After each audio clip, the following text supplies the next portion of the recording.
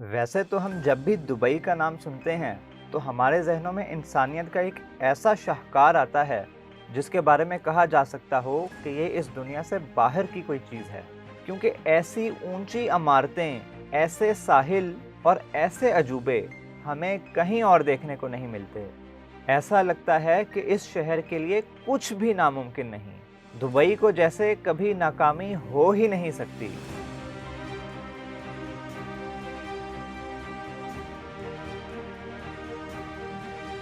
लेकिन ये सच नहीं है।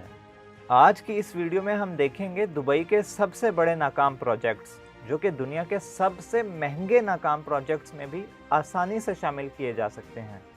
ये प्रोजेक्ट्स हैं दुबई के मैन मेड आइलैंड्स। और ये हम कोई एक आइलैंड की बात नहीं कर रहे।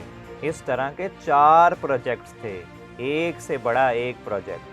और इन पर टोटल कितना खर्चा हुआ वो हम ज़रा एंड पे डिस्कस करेंगे। तो एक एक करके देखते हैं कि आखिर ऐसा क्या था इन प्रोजेक्ट्स में जो ये फेल हो गए।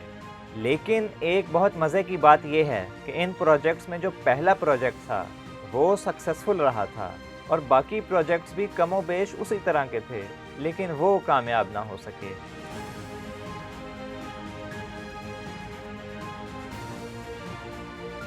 तो पहला प्रोजेक्ट था पाम जुमेरा।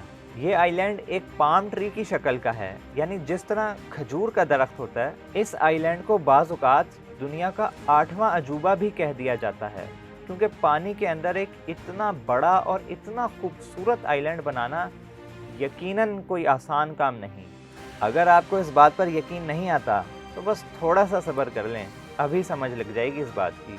खैर, ये प्रोजेक्ट 2001 में शुरू हुआ था और 2006 में जाके मुकम्मल हो गया। सन 2007 में इस आइलैंड के रहायशी भी यहाँ पर आ गए थे। अब इस प्रोजेक्ट की कामयाबी के पीछे मुख्तलिफ वजूहात हो सकती हैं। पहली तो ये है कि ये आइलैंड बाकियों के मुकाबले में सबसे छोटा है, और फिर इसमें जिस तरह से बिल्डिंग्स बनाई गई थीं वो रेजिडेंशियल और कमर्शियल बिल्डिंग्स का एक बहुत अच्छा मिक्स था। इस वजह से वहाँ पर बिजनेसेस भी अच्छे से फल फूल सके और लोगों को रिहाइश के लिए जगह भी बाआसानी मिल गई। लेकिन पाम जुमेरा की कामयाबी का एक और बहुत बड़ा राज ये है कि ये बिल्कुल मेन दुबई के साथ कनेक्टेड है, यानी बहुत इजीली एक्सेसिबल जगह है। खैर, आज की बात करें तो कुछ सोर्सेस के मुताबिक आज इस आइलैंड की पॉपुलेशन 80,000 से भी बढ़ चुकी है। यानी ये एक अच्छा खासा पॉपुलेटेड आइलैंड है जहाँ पर प्रॉपर बिजनेसेस एग्जिस्ट करते हैं। यहाँ पर आपको किसी भी आम शहर की तरह कुछ भी मिल जाएगा, बल्कि आम शहरों से तो बहुत ज़्यादा ही मिल जाएगा।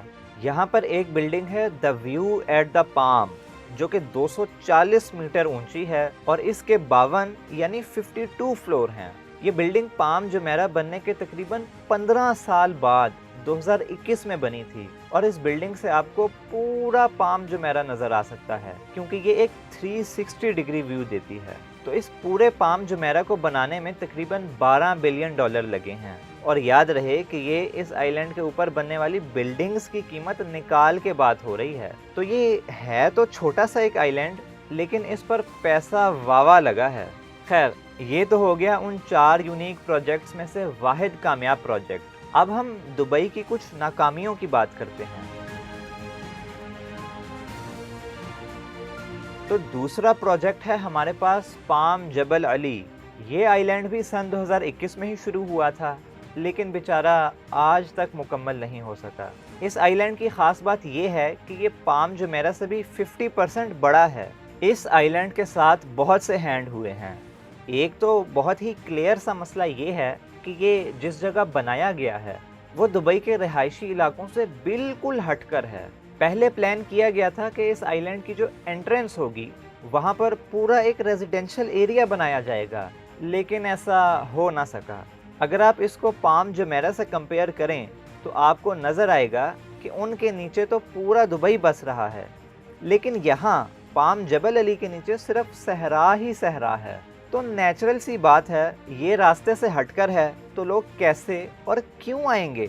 लेकिन इससे भी बड़ा सवाल ये है कि लोग तो तब आएंगे ना जब ये प्रोजेक्ट कंप्लीट हुआ होगा। अगर गूगल मैप्स पर इस आइलैंड को देखें तो पाम जबल अली का पाम ही पूरी तरह मुकम्मल नहीं है, और फिर इसके साथ एक और आइलैंड बनना था दुबई वाटर फ्रंट के नाम से, जिसने पाम जबल अली की सॉइल इरोजन यानी हवा और पानी के प्रेशर से मिट्टी या रेत के बहने को रोकना था। लेकिन वो आइलैंड भी कितना बना है ये आपको नज़र आ ही रहा है। लेकिन ये सब हुआ क्यों? आखिर क्यों नहीं मुकम्मल हो सका ये प्रोजेक्ट? उसकी वजह है कि इन प्रोजेक्ट्स का जो डेवलपर था नखील प्रॉपर्टीज़, उसकी ओनर थी दुबई की गवर्नमेंट। और साल 2008 में जो ग्लोबल रिसेशन आया था उसकी वजह से तकरीबन सारी ही मार्केट्स तबाह हो गई थी। यानी दुबई की रियल एस्टेट की कीमतें तकरीबन 60% तक गिर गई थीं और जो तेल बेचकर अरब मुल्कों की हुकूमतें पैसा बनाती थीं वो भी बहुत कम हो गया था। तो अब इस डेवलपर के पास जहां से पैसा आ रहा था, दुबई गवर्नमेंट, उनके पास भी एक्स्ट्रा पैसे ख़त्म हो गए जो इस किस्म के प्रोजेक्ट्स पर लगाए जा सकते। तो वही हुआ जो होना था, ये प्रोजेक्ट सन 2009 में रोक दिया गया और तब से ये आइलैंड इसी तरह वीरान पड़ा है। अब आते हैं दुबई के अगले फेलियर पर, पाम देरा। इसको इन पाम ट्रीज़ वाले प्रोजेक्ट्स में सबसे बड़ा फेलियर कहा जा सकता है क्योंकि इस आइलैंड का साइज़ भी सबसे बड़ा होना था। पाम जुमेरा के मुकाबले में इस आइलैंड का साइज़ तकरीबन 8 गुना बड़ा होना था और इसमें तकरीबन 10 लाख की आबादी आ जानी थी। बस अगर ये प्रोजेक्ट कंप्लीट हो जाता तो गूगल मैप्स खोलकर इसे देखें तो कोई इंतहाई अजीब सी चीज़ देखने को मिलती है। इसका ना सर है ना पैर, बहुत सारी रेत तो डाल दी गई है समंदर में, लेकिन उससे इस आइलैंड की कोई शक्ल नहीं निकली। ये प्रोजेक्ट 2004 में शुरू किया गया था, लेकिन वही ग्लोबल फाइनेंशियल क्राइसिस की वजह से ये प्रोजेक्ट भी 2007 में रोक दिया गया था। फिर 2013 में इसको पाम देरा से रीब्रांड करके देरा आइलैंड्स किया गया, लेकिन इसका अभी तक कुछ बन नहीं सका। और एक और मसला जो सिर्फ पाम देरा के साथ तो नहीं है बल्कि इन सारे ही आइलैंड्स के साथ है, वो ये कि ये आइलैंड्स हर साल तकरीबन 5 मिलीमीटर पानी में डूब रहे हैं।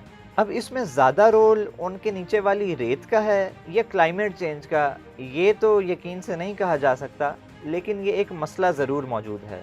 तो ये थे वो 3 पाम आइलैंड्स के प्रोजेक्ट्स जिनमें से सिर्फ एक कामयाब हो सका है अभी तक। और एक अंदाजे के मुताबिक इन प्रोजेक्ट्स पर तकरीबन 50 अरब डॉलर लग चुके हैं। और आप जानकर हैरान होंगे कि इनके अलावा भी दुबई में एक आइलैंड्स वाला प्रोजेक्ट है जो इनसे कई गुना ज़्यादा यूनिक है। इस प्रोजेक्ट की शेप दुनिया यानी अर्थ की तरह की बनाई गई है। अगर आप अगली वीडियो उस पर देखना चाहते हैं तो कमेंट्स में ज़रूर बताएं।